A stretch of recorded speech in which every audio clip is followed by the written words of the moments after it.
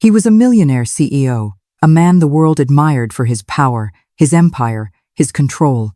But on one lonely autumn road, everything changed.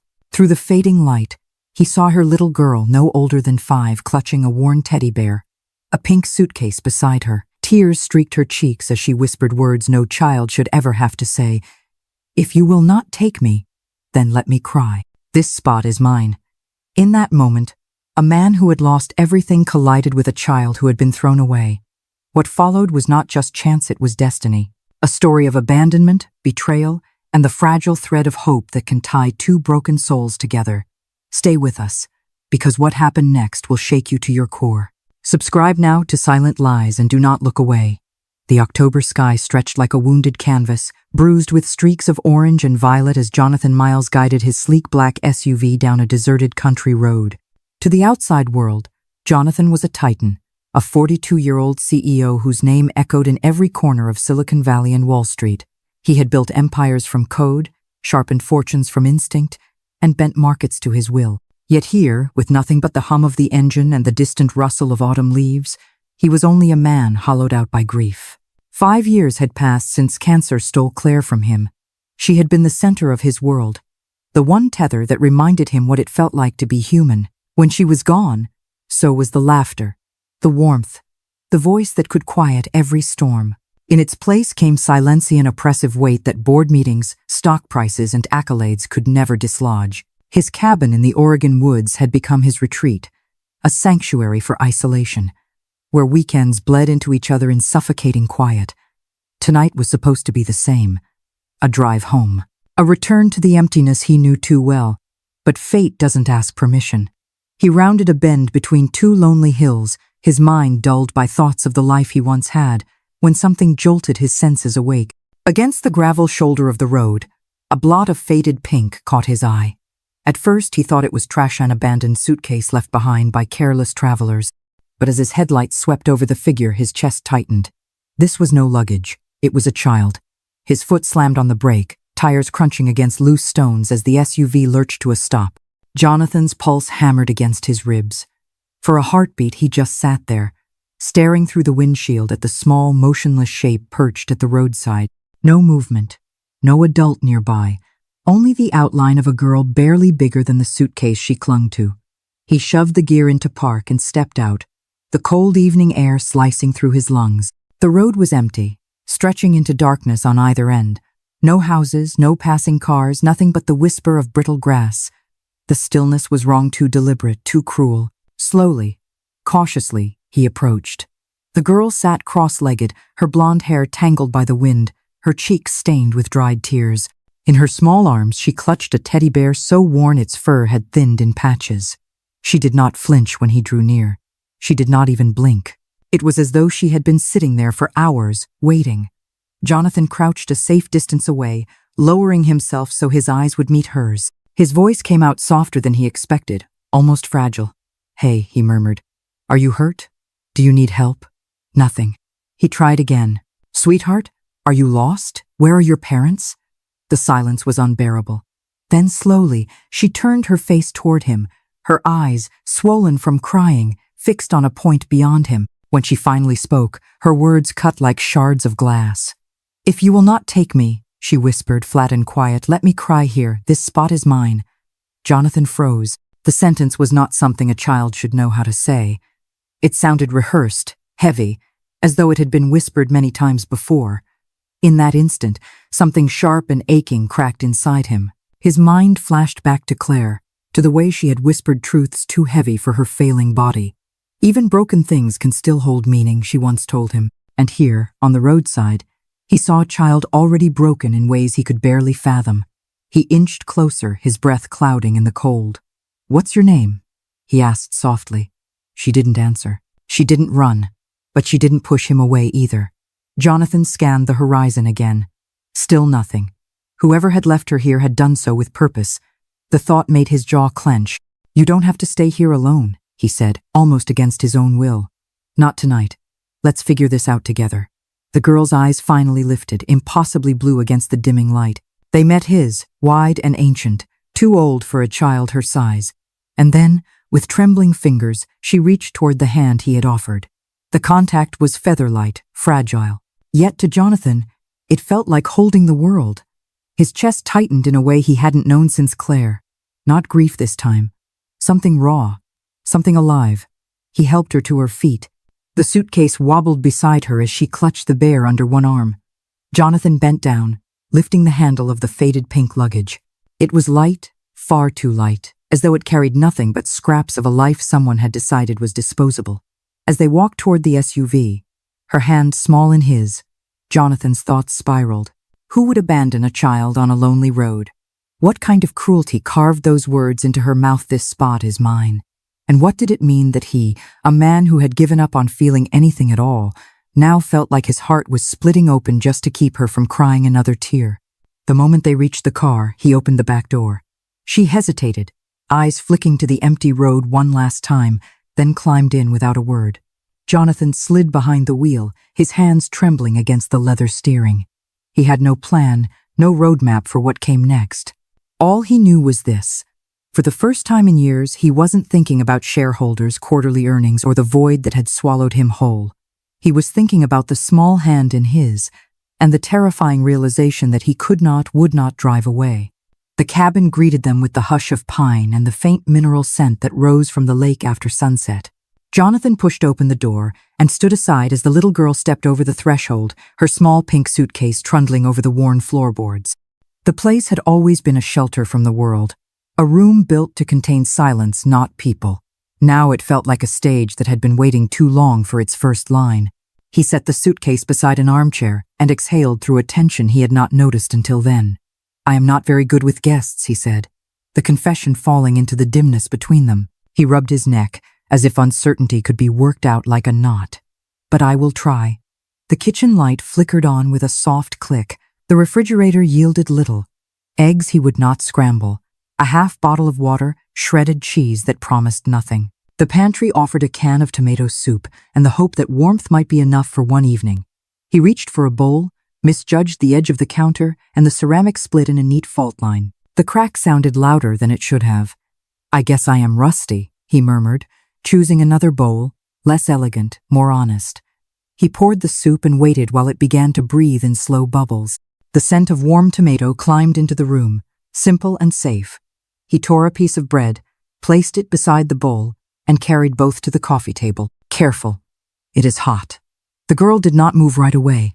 She watched the steam with a guarded stare, as if heat might be a trick. Then she crossed to the couch and sat on its edge, spine straight, knees together, the teddy bear on her lap like a shield. Jonathan retreated to the armchair opposite her, giving her space. He watched her lift the spoon with small, deliberate motions. Each sip looked like a decision. Her hair was tangled, her socks unmatched, her sleeves dusted with road. She had the posture of someone who made herself small in rooms where she had not been invited to exist. He realized his hands had curled into fists. He forced them open and rested them on his knees. "There is a guest room," he said after a while, when the spoon settled. "It is not much, but the sheets are clean." He waited. When she set the spoon down, he stood and she rose with him, wordless, gathering the bear and, with effort, the suitcase handle. The hallway carried the scent of cedar and long quiet. He pushed the guest room door with his shoulder. The twin bed sat beneath a faded blue lamp, the quilt a little lopsided from years of being pulled and smoothed by no one. He shook out the pillow, then reached into the closet for a spare blanket and spread it over the quilt, uneven but warm. "I do not have pajamas in your size," he said, nearly apologizing. "I can find a clean t-shirt. You can use it like a nightgown." He opened a drawer, chose a soft cotton shirt, and placed it in her hands. She held the shirt as if it were a letter addressed to her. He pointed down the hall. "Bathroom is just there.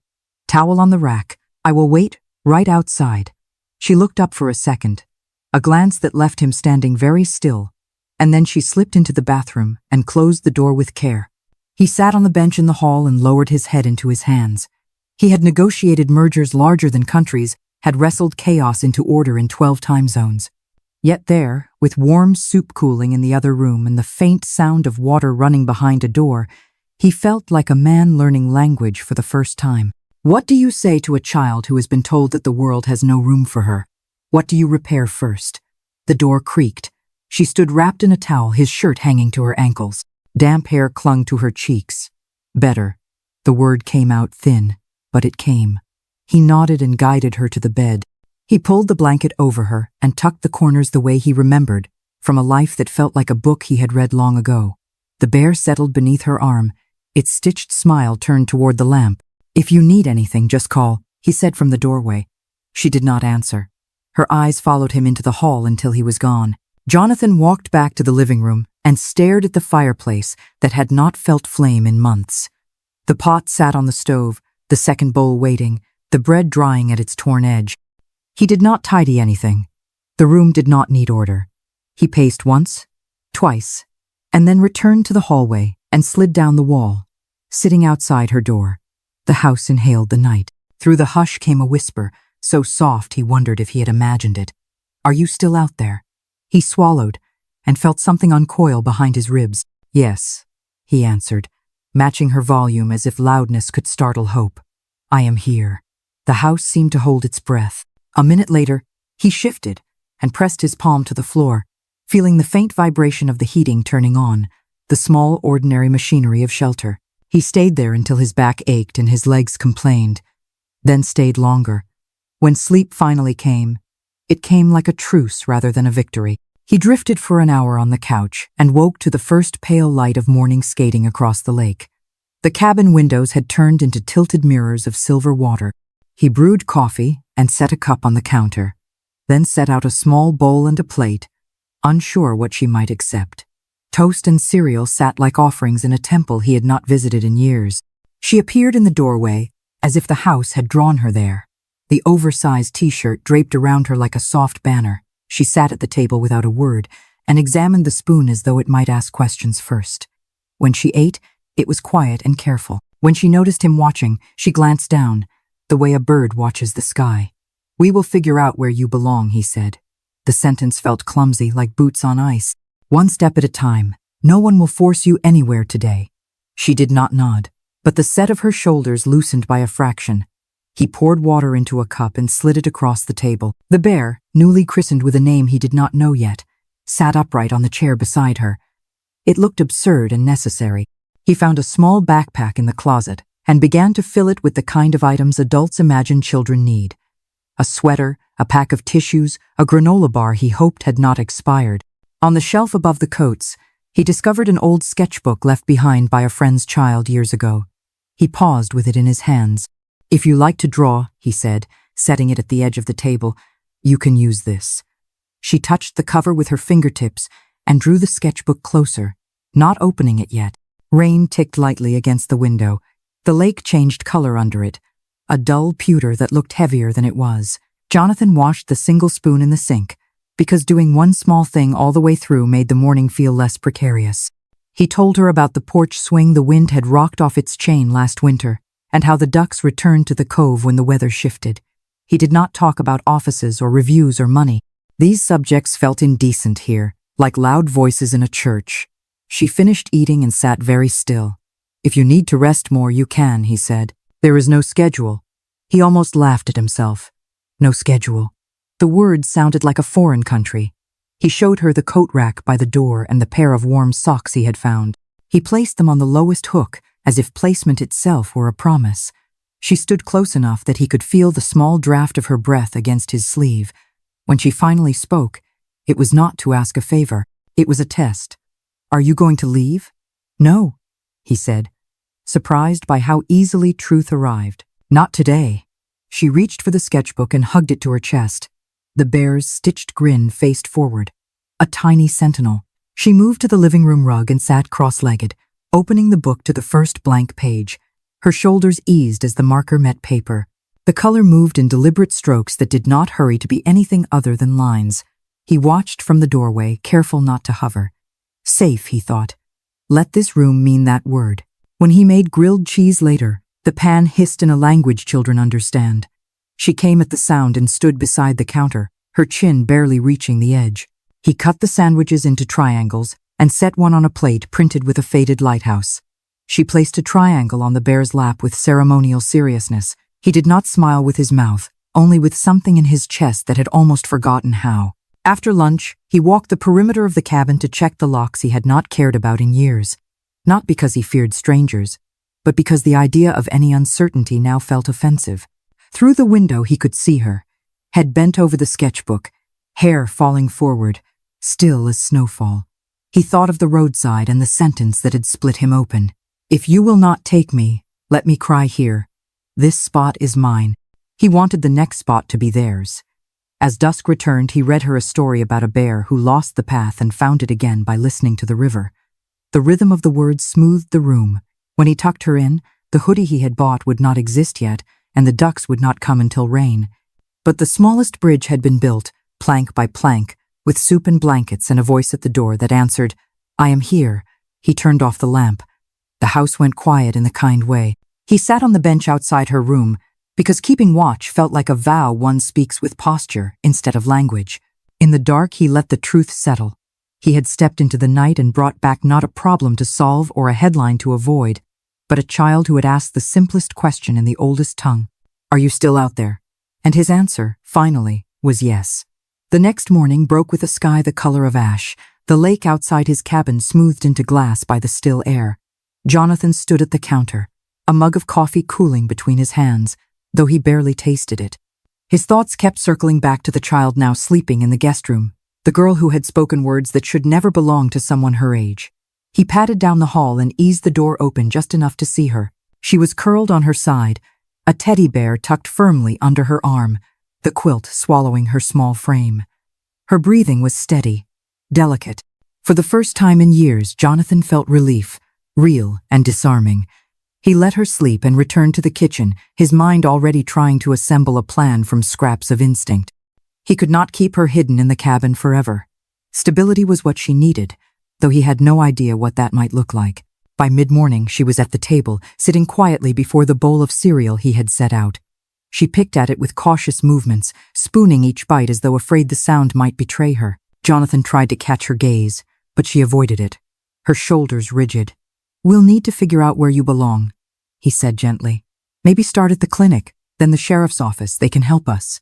The reaction was immediate. Her spoon froze in midair. Her eyes did not meet his, but her whole body stiffened, as if bracing for impact. "They just want to make sure you're safe," Jonathan added quickly. "You don't need to be afraid." But the fear was already alive in her, rising beneath her skin like a storm pressing against glass. He packed a small bag for her, a sweater, snacks, the sketchbook she had clung to the night before. She said nothing, but her glances kept darting toward the door, like a bird calculating the angles of escape. The drive into town was silent.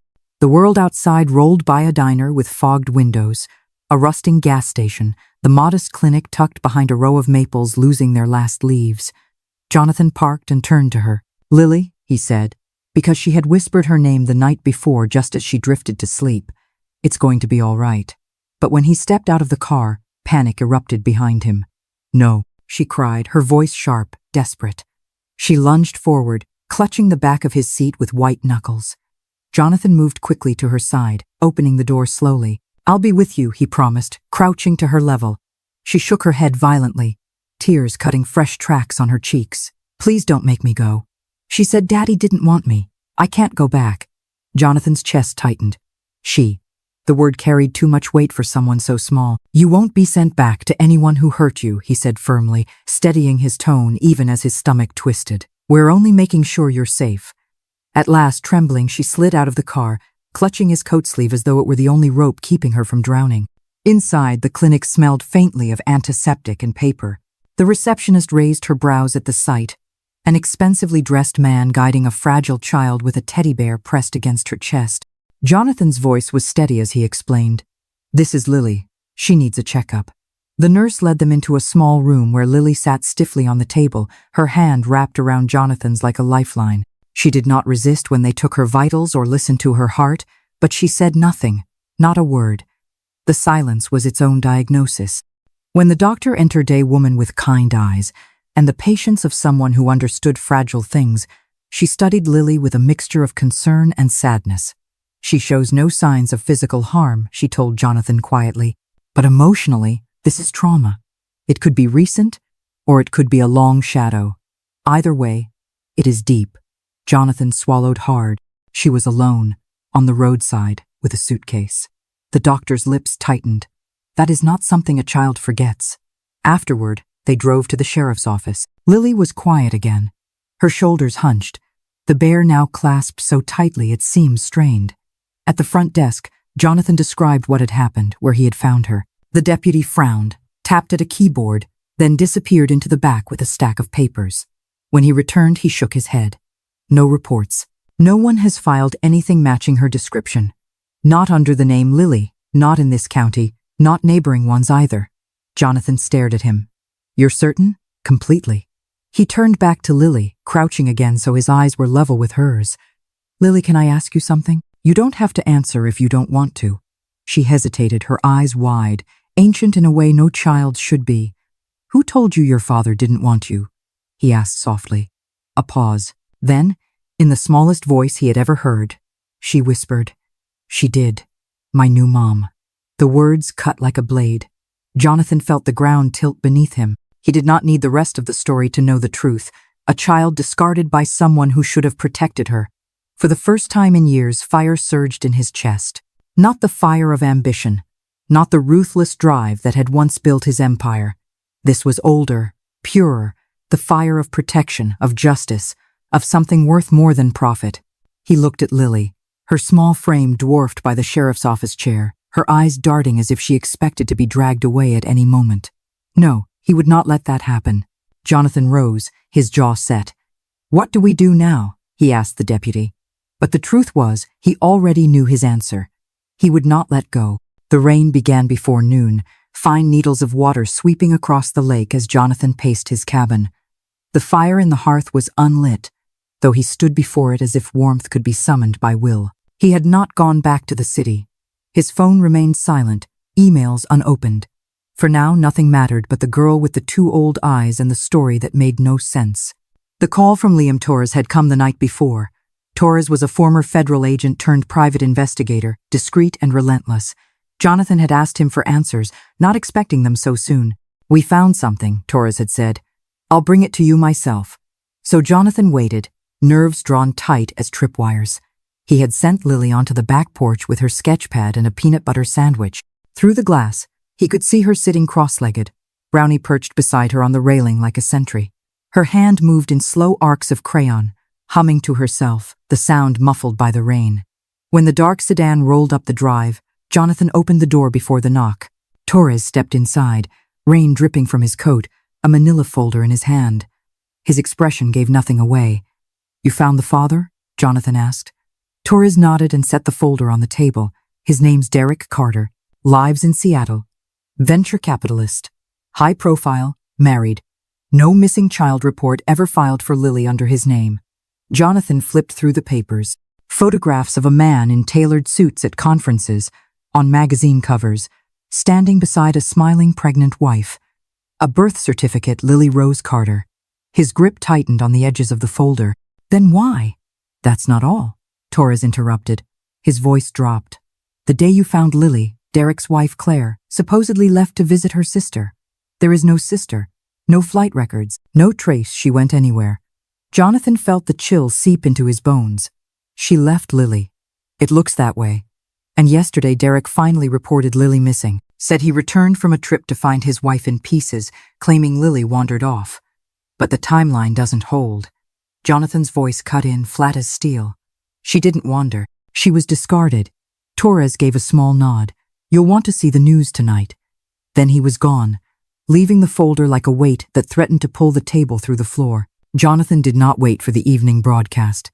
He pulled his laptop close, his fingers clumsy against the keyboard. The headline flashed instantly. Seattle venture capitalist pleads for missing daughter. He clicked. The video filled the screen. Derek Carter stood at a podium, his suit wrinkled, his hair unkempt, his hands gripping a photo of Lily from months ago, her hair in pigtails, her smile gap-toothed, bright. His voice cracked as he spoke. If anyone has seen my daughter, please, I beg you, contact the authorities. Lily, if you can hear this, Daddy loves you. I will find you. I promise. Jonathan sat frozen, the screen's glow sharp against his face. He had expected denial, maybe a lie, but not this raw desperation, the tremor of a father who looked wrecked by loss. The screen door creaked behind him. Jonathan spun too late. Lily stood barefoot, her new purple hoodie hanging loose, her hair damp from the mist. Her eyes locked on the screen, her breath caught in her throat. That's my daddy," she whispered. Jonathan reached forward to close the laptop, but she had already seen enough. She stepped closer, her small hands trembling. "He's looking for me. But he didn't come. She came. She told me he didn't want me." Her voice broke, confusion and betrayal woven together. Jonathan knelt, catching her gaze. "He does want you, Lily. He just didn't know the truth." She lied. Her eyes wavered between disbelief and hope, as though the ground had shifted under her feet, and she no longer knew where to stand. "I waited for him," she said softly. "I wanted him to come sooner." Jonathan swallowed hard, his throat thick. "None of this is your fault. Do you hear me? You did nothing wrong." She nodded faintly, but her eyes never left the frozen image of her father on the laptop. Jonathan shut the lid gently. "We're going to call them. We'll tell them you're safe. And when they come, I'll stay. I'm not going anywhere." Her fingers slipped into his, clutching tight, as if testing whether promises could hold. He held back just as firmly. Later, when she set her sketchbook on the table, he saw what she had drawn, a house with 2 doors. In one stood a man in a blue shirt, tall and steady. In the other, a small girl holding Brownie. Between them stretched a bridge in bright yellow crayon. Above it, a single word, safe. Jonathan stared at the page until his vision blurred. He realized then that the girl had not only been waiting for her father, she had been waiting for proof that anyone could be trusted to stay. The storm outside thickened, clouds pressing low, but Jonathan felt the first fragile thread of clarity. The path forward would be brutal, messy, public. The father, she had been told, did not want her now, shouted his love from television screens. The woman who should have protected her had abandoned her. And caught in the middle was a child who had chosen, in her silence and in her drawings, to believe in him. Jonathan closed his eyes for a long moment. When he opened them, he knew. He would walk with her across that bridge, no matter where it led. The drive north blurred beneath heavy skies, the highway slick with rain. The Seattle police had arranged for an unmarked SUV, its dark windows shielding Lily from the press that had gathered like vultures outside the precinct. Jonathan sat beside her in the back seat, her hand knotted around Brownie, her other hand curled into his sleeve. Every so often she whispered questions that sliced through him. "Will he know me?" Jonathan turned carefully, his voice steady though his chest ached. "He's your dad, Lily. Of course he will." But in the silence that followed, his own doubts pressed in. What if Derek's desperation on television had been a performance? What if the lies Lily had heard had already poisoned her trust beyond repair? Jonathan's grip tightened around her fingers. He had no certainty to offer, only his presence. When they reached the precinct, the scene outside was chaos. Cameras flashed, reporters shouted, officers ushered them quickly through side doors. The noise fell away as they were guided into a small family room with soft chairs and a box of tissues on the table. It felt staged for reunions and grief alike. Lily sat pressed against Jonathan, her small frame vibrating with nerves. An officer offered her a cookie, which she accepted but did not eat. Jonathan answered questions quietly where he found her. What she had said, what she hadn't. They confirmed Derek Carter was on his way. The words hung in the air like a drumbeat. "He left a panel the moment we called," one officer explained. Another lowered his voice. "His wife is under investigation. CPS is involved. If what the girl said is true, there will be charges." Jonathan nodded, jaw tight. "It's true." Then came the sound of footsteps, rapid, uneven, echoing against tile. Lily froze. Jonathan stood just as the door burst open. A man filled the frame, hair disheveled, suit wrinkled, eyes red-rimmed with grief. He scanned the room as though afraid it might vanish if he blinked. Then his gaze landed on her. "Daddy." The word left Lily in a whisper, but it detonated in the silence. Derek stumbled forward, collapsing to his knees before her. "Lily, my baby girl." His voice broke, raw and unguarded. "I thought I lost you. I didn't know. She told me you ran away. I looked everywhere." Lily hesitated only a moment before she fell into his arms, clinging with all the strength in her small body. Derek wept openly, apologies tumbling from him, words tangled with sobs. "I'm so sorry. I'm so sorry." Jonathan turned away, the sight cutting sharper than he had expected. Relief for her, an ache for himself. For days he had been her anchor, her answer to the question, "Are you still out there?" And now she had another answer. A father, When Derek finally pulled back, he cupped her face in his hands. "You've grown. You look so much like your mom." "She said you didn't want me anymore," Lily whispered. "She said you'd have a new family without me." Derek's face crumpled. "No, never. She lied to you, sweetheart. You're my family. You will always be my family." Jonathan felt something inside him loosen. Lily needed to hear that not from him, but from the one voice that had been absent for too long. Then Derek turned toward him. The two men regarded each other across the space still charged with emotion. "You found her," Derek said, his voice rough. Jonathan gave a small nod. "She found me, really." Derek stood and, instead of offering a handshake, pulled Jonathan into a rough embrace. His shoulders shook. "You saved her. I can't begin to thank you." Jonathan's reply was simple, his voice firm. "Just love her better than the people who failed her." Derek pulled back, stunned by the weight of the words. Jonathan continued quietly. "I don't want money. I don't want attention. Just make sure she never doubts she belongs." Derek swallowed hard, eyes bright with unshed tears. "You're the man I wish I'd been when she needed me." Lily, still clutching Brownie, looked between them. For the first time in days, her shoulders weren't curved inward. Her voice was small but certain. "Can Jonathan come to my birthday?" Both men blinked. Jonathan felt his throat tighten. "It's next month," she added seriously. "Even if it's not at his house anymore, can he still come?" Derek crouched beside her again. "If Jonathan wants to, I'd be honored." Jonathan looked at her, this fierce, fragile child who had stormed into his life with nothing but a suitcase and a whispered plea, felt the answer before he spoke it. "I'd love that." Her face broke into a real smile, bright and unguarded. For Jonathan, it felt like sunlight breaking through after years of gray. Later, when the formalities ended, they walked toward the exit together, Derek holding one of Lily's hands, Jonathan the other. Outside, a light drizzle misted the air, soft as blessing. Lily squeezed Jonathan's hand once more before letting go. "I'll save you a piece of cake," she said with quiet conviction. He blinked against the sting in his eyes. "Only if it's chocolate."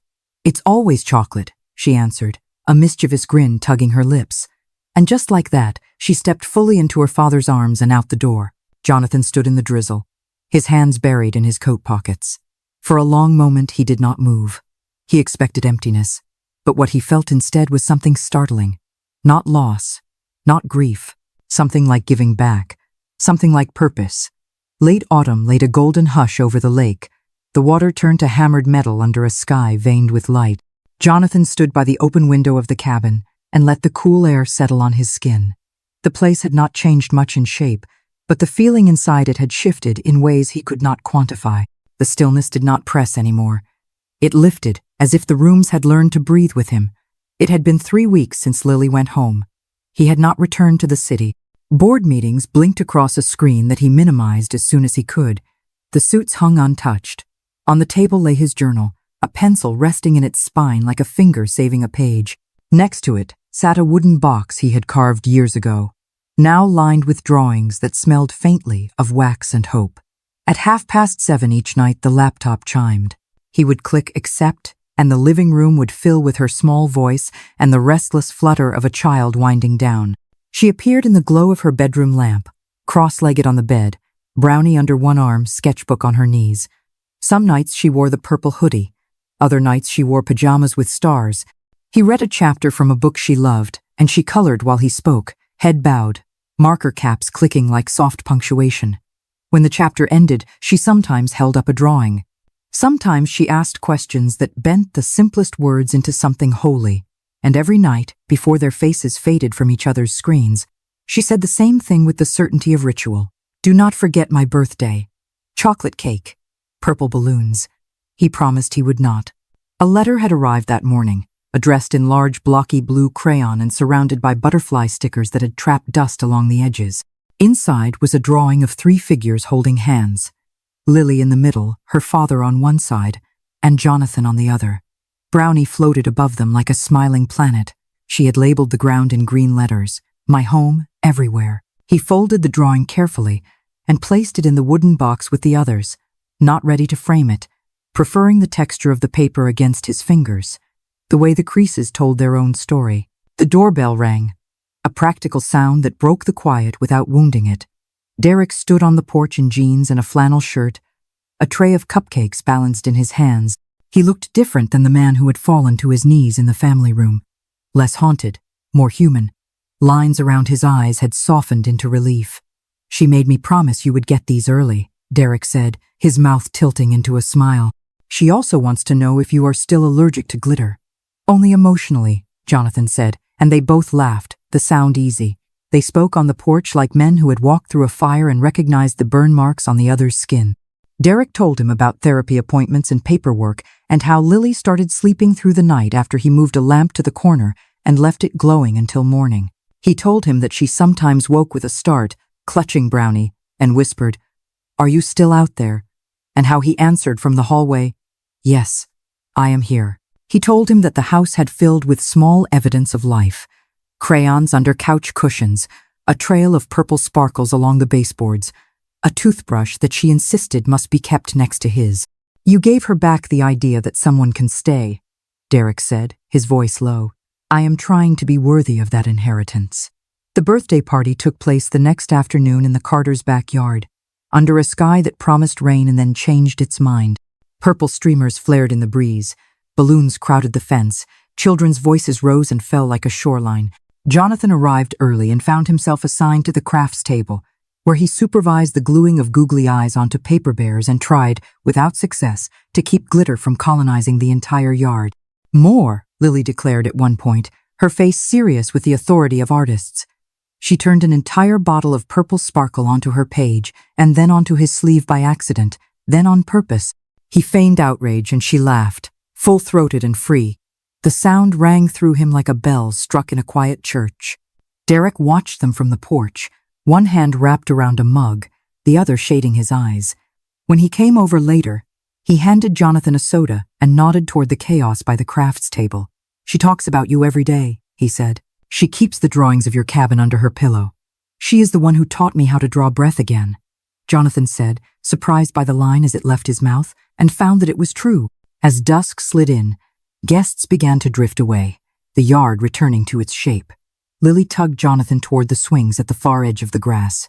The chain creaked as they sat. The air smelled like frosting and damp cedar. She pushed off, small feet cutting arcs through the dust. "My wish came true," she said without looking at him. "You made a wish," he answered. "Yes," she said, solemn as a judge. "When I was on the road, I wished for someone to find me. But not just anyone. Someone who would not try to fix me fast. Someone who would stay and be quiet so the hurt could hear itself, and then be less scared." He swallowed. The swing ticked. "I did not want to leave," he said. "You did not," she replied. "You are here." They swung side by side until the world thinned into stars. When the cake appeared, she made him promise again to take a slice home. He watched her lean into her father's shoulder, the easy weight of trust settling without ceremony. He resisted the urge to memorize. He let the moment be what it was, a child believing that love could hold. Back at the cabin that night, the living room looked touched by a child's invisible hand. A single purple sequin lay on the floor near the couch. In the kitchen, a mug had collected a quiet constellation of cocoa powder on its rim.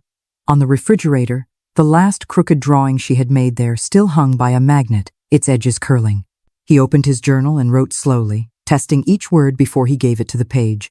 "She came to me lost and left me found." When he closed the journal, the cabin folded into its nighttime shape, but it did not feel empty. He turned off the lights and stepped outside. The lake held the stars in a patient cradle. Somewhere in the trees a wind moved, and the porch swing nudged forward once and settled. Jonathan thought of journeys that double back and still take you somewhere new. He thought of the night on the road when a little girl claimed a patch of gravel as her own because she had learned the world would not make room for her. He thought of the words she wrote above a yellow bridge in pink crayon. He thought of how safety is often a presence, not a place. He would return to the city soon enough. Schedules would reclaim their claim on him, but the center of his map had shifted. There would be 2 mugs on his morning counter even when only one was used. There would be a space on his shelf where the wooden box waited for more drawings. There would be at 7:30 the chime that turned distance into a room. Before he went back inside, his phone buzzed with a picture message from Derek. It showed Lily asleep beneath a string of paper stars, Brownie tucked under her chin, glitter still clinging to her hair like night dust. The caption read, "Safe. Jonathan slipped the phone into his pocket and stood for a long time in the doorway, the threshold becoming a kind of promise. He had not brought her home today, but a stranger on a lonely road had knocked on the locked door inside his chest and taught it how to open. He did not feel empty. He felt aligned, as if something vast had turned, and his small life had clicked into place. The wind rose and settled again. He closed the window and latched it, not to keep anything out, but to keep the warmth in. Tomorrow he would drive into the city and speak in a conference room whose glass would never reflect a sky like this one. Tomorrow night the laptop would chime and a girl in a purple hoodie would ask for a chapter about a spider and a pig and the stubbornness of friendship. He would read, and she would color, and the room would fill with the soft grammar of trust. When he finally turned off the last light, the darkness in the cabin felt like a blanket rather than a well. He did not say the words aloud, but he knew them just the same. She came to me lost and left me found. And what remains is the work of staying. Some stories are not just told, they are felt. Jonathan's journey with Lily began on a lonely stretch of road where a pink suitcase and a whispered plea shattered years of silence. He had been a man consumed by grief, hiding from a world that mistook success for wholeness. She had been a child discarded, carrying words far too heavy for her small frame. Yet when their paths collided, something impossible happened. Two broken lives began to mend one another. It was never about chance. It was about choice, the choice to stop, to listen, to stay. Jonathan could have driven past, leaving Lily to her fate. Instead, he answered the question she did not dare to ask aloud: will someone stay? And in choosing to remain, he discovered a truth buried beneath his grief. Healing is not found in wealth or power, but in presence, in the courage to hold a hand and not let go. Lily's journey back to her father was not just a reunion, it was a reclamation of worth. She was no longer the child told she was unwanted. She became the girl who painted bridges in crayon, who demanded space in a world that had tried to erase her, who reminded everyone around her that family is not defined by perfection, but by persistence. And Jonathan, the man who thought he had nothing left to give, found himself reborn. He discovered that love does not end with loss. It reshapes, it expands, it finds new forms in the places we least expect. By standing beside a child who had been silenced, he heard his own heart again. By keeping vigil at her door, he opened the door within himself. This is more than a story about one man and one child. It is about the power of human connection in its most fragile and most transformative form. It asks us all the same haunting question, Lily whispered through the dark. Are you still out there? And it reminds us that the answer spoken through action, through presence, through love must always be yes. Because one act of compassion can rewrite a life. One moment of courage can shift the course of a story. And sometimes the most extraordinary journeys begin not with grand gestures, but with a hand extended on a cold night, and the quiet promise that we will not walk away. If this story moved you, do not let it end here. There are countless more tales of hidden pain, of fragile hope, of silent lies waiting to be uncovered. Subscribe now to Silent Lies, and join us as we bring light into the shadows, one story at a time. Your presence, your voice, your choice to stay just like Jonathan Scan make all the difference.